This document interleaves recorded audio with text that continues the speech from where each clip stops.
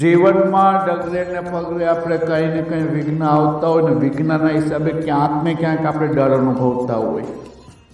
ડરથી આપણે ઘણી વખત કામ કરવા છતાં હોવા છતાં પણ કરી શકતા નથી.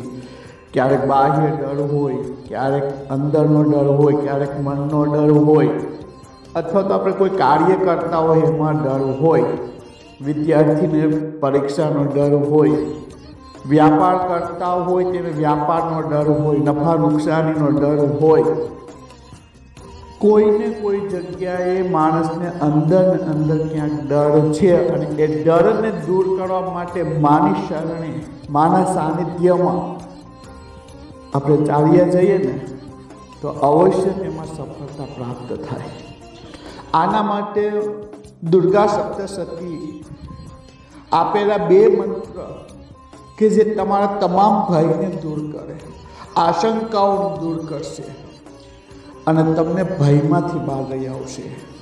અને એના માટે છે માને પ્રાર્થના કરું કે એમાં મને આ સતત ભયની અંદર હું જીવી રહ્યો છું અને આ ભય માંથી મને દૂર કાઢમાં આવી હૃદયની પ્રાર્થના કરી આ મંત્ર અવશ્ય કરો. તમે તમ સર્વે સ્વરૂપે સર્વસ્ય સર્વશક્તિ સમન્વિતે ભય વ્યસ્ત્રાહિનો દેવી દુર્ગે દેવી નમસ્તુતે. હેમાં તું સર્વ વ્યાપક છો. આ બ્રહ્માંડના હરેક અણુ અણુ અને કણ કણની અંદર સમાઈ રહી. હેમાં મારા મનના ડરને તું દૂર કર, મારા ભયને તું દૂર કર. અને એથી પણ આગળ એતતે વંદનમ સૌમ્યમ રોચનત્રય ભૂષિતમ પાતુ નઃ સર્વભીતિભ્યઃ કાત્યાયની નમોસ્તુતે.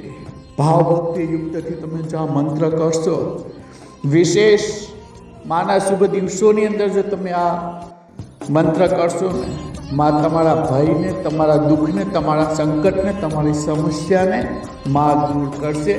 જય માતાજી, જય જગદંબા.